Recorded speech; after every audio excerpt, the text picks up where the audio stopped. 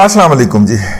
London Olympics का ऐलान हुआ और ये निशानदेही की गई कि इस जगह पे वो स्टेडियम्स बनेंगे जिन स्टेडियम्स के अंदर लंदन ओलंपिक्स के दरमियान होने वाले मुख्तलिफ खेलों के मुकाबले मुनक्कद किए जाएंगे।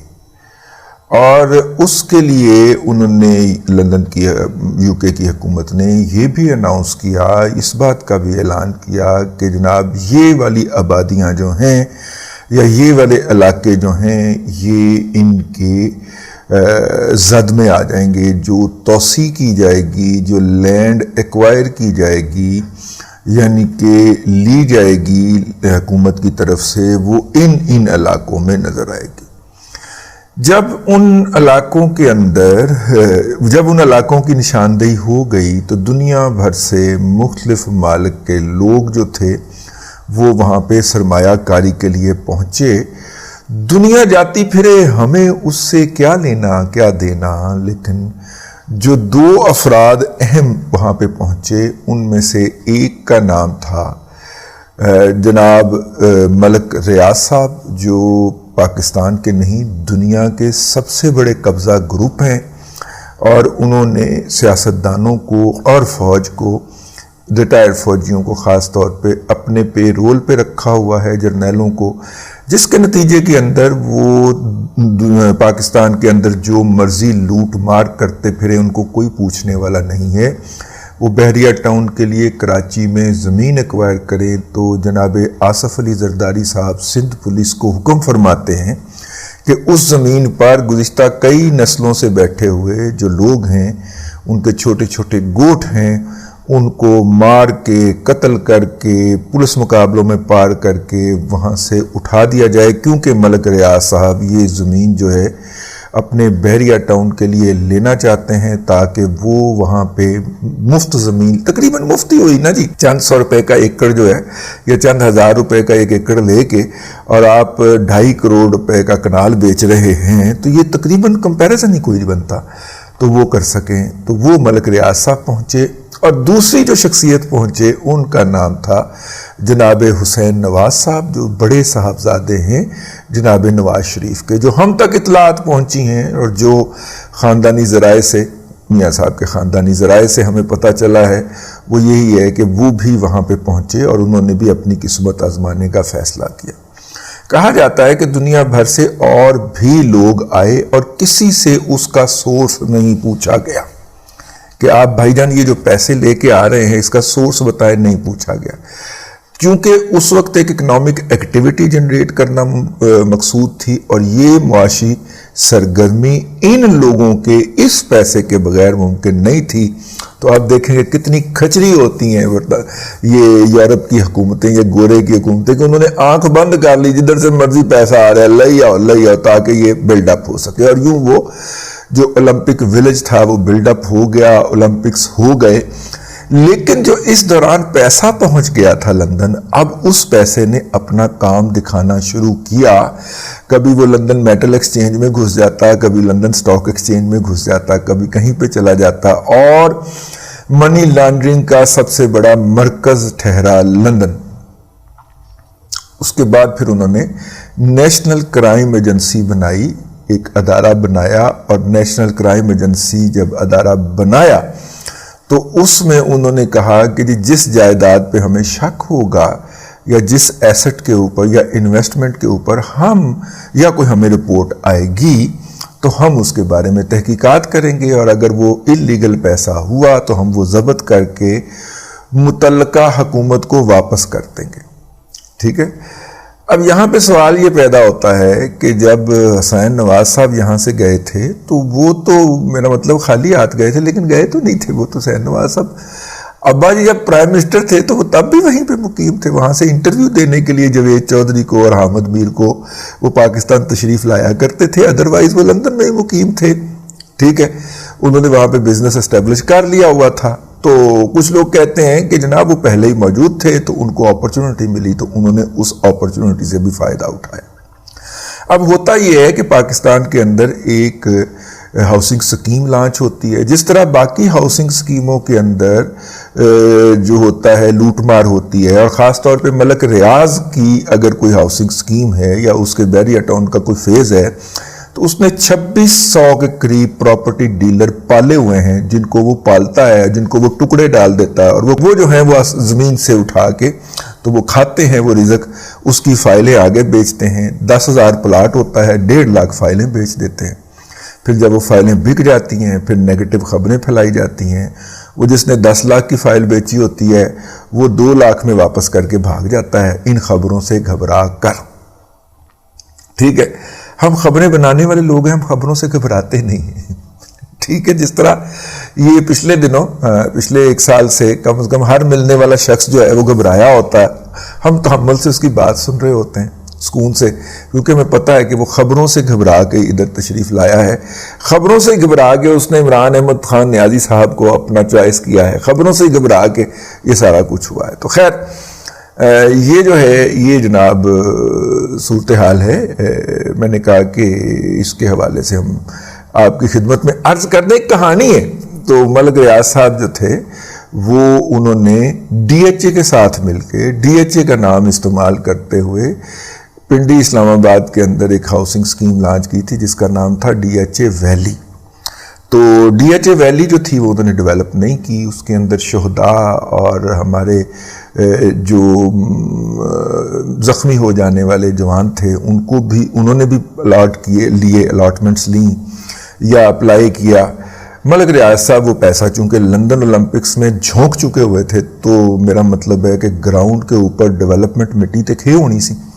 अब वो क्या करते कि जो भी नया आदमी चीफ आता उसकी खिदमत में हाजिर होते, उसको सलाम पेश करते और उसे बताते कि कैसे रिटायरमेंट के बाद वो उनके यहाँ क्या नौकरी कर सकता है, और उनको कुछ तोहफ़ वहाफ़ पेश किए जाते होंगे, हमें क्या पता। लेकिन हर चीफ जो है ना, कियानी से लेके कियानी, राहील शरीफ, बाजवा, सब ने कभी भी DHA वैली के मुतासरीन की अशकशोई करने की ज़रूरत महसूस नहीं की। हाँ, मेरे जैसे नाहिंजार और मुंह फट लोगों को कुछ लोग जो होते थे, जो बज़ाहिर रिटायर हो चुके होते थे, वो फ़ोन करके बताते थे कि नए चीफ ने बड़ा नोटिस लिया DHA वैली का, नए चीफ ने बड़ा नोटिस लिया, आप प्रोग्राम में बेशक बता दें। तो नए चीफ साहब जो थे वो नोटिस नहीं लेते थे। अगला फिक्र आया, मैं बोलना नहीं, मतलब मुंह से आने लगा सी कि वो अपना हिस्सा लेते थे, लेकिन नहीं, मैंने ये बोलना। ठीक है, नए चीफ साहब ने बड़ा नोटिस लिया है DHA वैली का, आप बेशक प्रोग्राम के अंदर बोल दें। लेकिन DHA वैली के मुतासरीन की अशकशोई ना हो सकी। तो बहरहाल अल्लाह आपका भला करे। वो मलक रियाज साहब जो यहाँ से DHA वैली के मुतासरीन का लूटा हुआ पैसा उठा के बरास्ता दुबई, अमेरिका ले गए थे, बरतानिया, और वहाँ पे उन्होंने इन्वेस्ट किया था, और अब वो मेजर प्लेयर्स के अंदर शुमार होना शुरू हो गए थे लंदन में भी, और मुस्तकबिल में उनका ख्याल था कि वो वहीं पे मुकीम होंगे जाके। उनको कहा गया कि ठीक है, आपको हम कहे तो कुछ नहीं रहे, लेकिन आप काम, हमारे एसेट तो हैं ना, तो आप एक काम करें। उन्होंने कहा जी हुक्म फरमाएं। उन्होंने कहा, उन्हें बताया गया कि मियां नवाज शरीफ के खिलाफ हम कोई मालियाती करप्शन जो है वो साबित नहीं कर सके। ठीक है, हम कोई मालियाती बदनवानी साबित नहीं कर सके। पनामा में से अकामा निकाला, और अकामा जो है वो बहरहाल कोई मालियाती करप्शन का शाखसाना नहीं। ठीक है, वो एक वीजे के लिए फैसिलिटेशन थी। तो मालियाती तौर पे मियां नवाज शरीफ को करप्ट साबित करना है। बचपन में कहानी पढ़ते थे, कहावत थी कि जो किसी के लिए गड़ा खोदता है वो उसमें खुद गिरता है। तो यहां से आपने वो जहन में रख के सुनना शुरू करना, मजा आएगा। मियां नवाज शरीफ को मालियाती तौर पे करप्ट साबित करने के लिए हमने एक जाल बुनाया, और इस जाल के जो खालिक थे उनका नाम था बड़े मुंह वाला शहजाद अकबर। तो लिहाजा तय ये हुआ कि जनाब शहजाद अकबर साहब भी तो बाजवा साहब का तोहफा था ना इमरान अहमद खान न्याजी के लिए, तो उस जैसे किसी बंदे ने एडवाइस किया कि इस तरह कर लेते। तो मलक रियाज साहब ने जाके, अब हुसैन नवाज साहब का काम क्या है, जो मैंने बाकायदा उनके दफ्तर किसी वक्त फ़ोन करके पता किया था, वो काम ये है कि वो वहाँ पे जो बिल्डिंग्स जो हैं वो पुरानी हो जाती हैं या रहने के काबिल नहीं रहती, बैंक के साथ मिलके काम करते हैं। बैंक को कहते हैं कि आप ये जायदाद हमें उठवा दें और हम इसको करेंगे रेनोवेट। रेनोवेशन का पैसा भी वो बैंक से लेते कर्ज के तौर पर। वो बिल्डिंग जब तैयार हो जाती है तो फिर उसको बेच दिया जाता है, और जो वो बिल्डिंग खरीदता है उसमें से जो भी प्रॉफिट आता है वो फिर उसके अंदर से उनको, मतलब वो प्रॉफिट बैंक को इंटरेस्ट मिल जाता है, उनको प्रॉफिट मिल जाता है। तो ये उनका कारोबार है। तो खैर जनाब, अल्लाह आपका भला करे। वन एवन फील्ड पार्क जो है वो एक बिल्डिंग थी, इसी तरह उन्होंने वो उसको बनाया संवारा था। तो मलिक रियाज साहब ने पहुंच के तो वो 42 मिलियन पाउंड की वो बिल्डिंग खरीद ली, जिसको यूथिए कन्वीनियंस के साथ 50 मिलियन पाउंड कह देते हैं। तो 42 मिलियन पाउंड की वो बिल्डिंग खरीद ली, जो कि इनके प्रोपेगेंडे के मुताबिक, यूथियों के प्रोपेगेंडे के मुताबिक उसकी एक्चुअल कीमत से डबल थी, और ये मियां नवाज शरीफ को रिश्वत दी गई, और वो साबित करते हैं कि मियां नवाज शरीफ ने रिश्वत ली। ठीक है, लेकिन कहानी जो ऐसी ना वो बनी नहीं पाई है ना। ठीक है, जिस तरह इनका दूसरी बकवासियात और झूठियात होती हैं, झूठियात, उस तरह की ये कहानी थी। तो खैर जनाब, वो अब उन्होंने वो बिल्डिंग खरीद ली। अब सारे बैंक की मर्जी के बगैर तो नहीं हो सकते ना, बैंक के साथ तो खाते मुश्तरक चल रहे हैं हुसैन नवाज के, हैं? तो एक एक पैसे का, वो तो गोरे तो बछड़े के पुजारी हैं भाई, वो तो सोने के बछड़े के पुजारी हैं, वो तो मालियात के अंदर कोई एक आना इधर उधर नहीं होने देते। तो उसने जनाब बछड़े के पुजारियों ने वहां पे उनके साथ खाता रखा हुआ था, बकायदा एक एक पैसे का हिसाब था।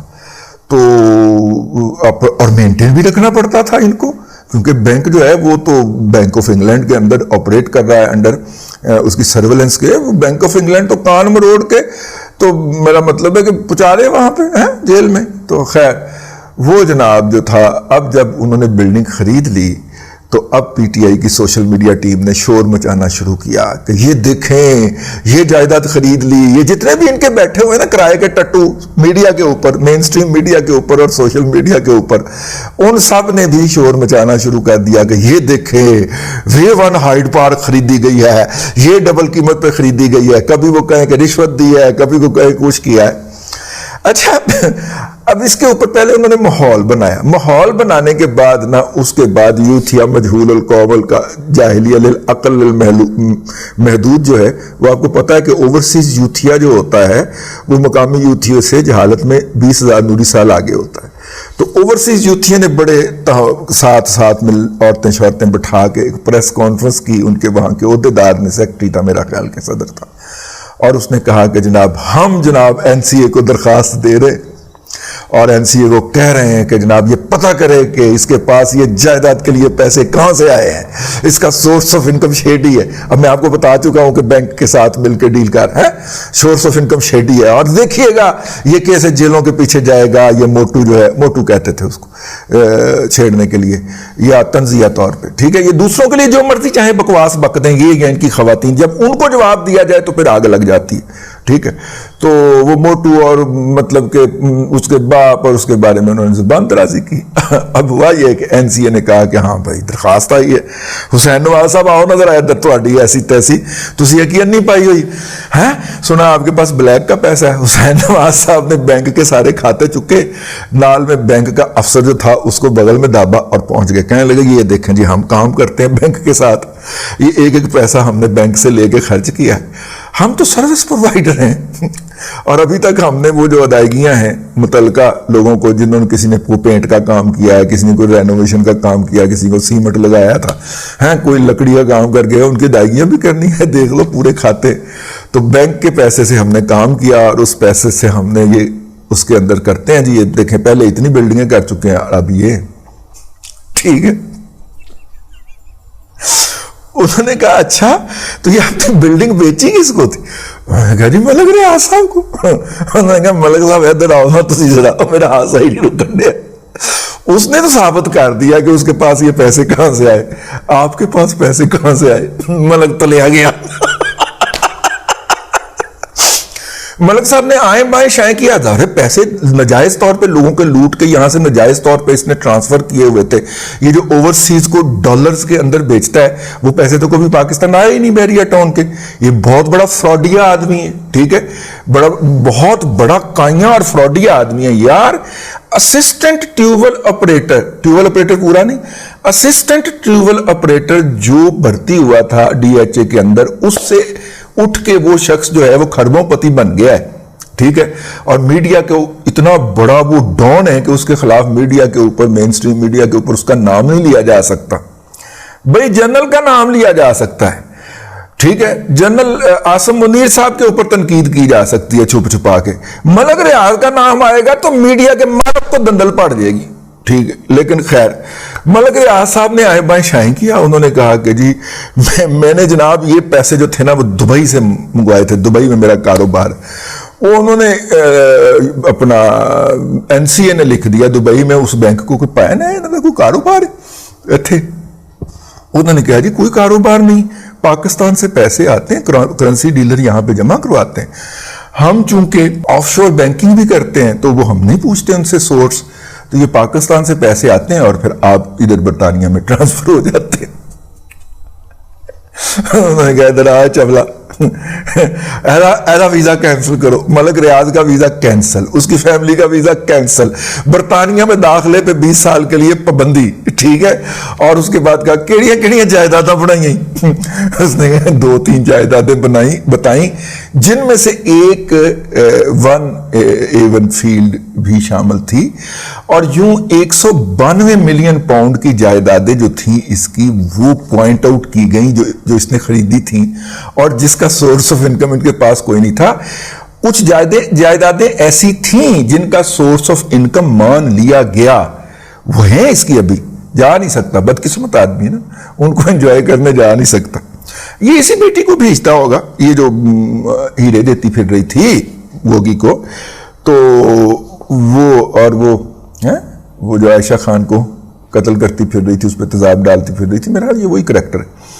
तो खैर वो जनाब मलिक रियाज साहब तले गए।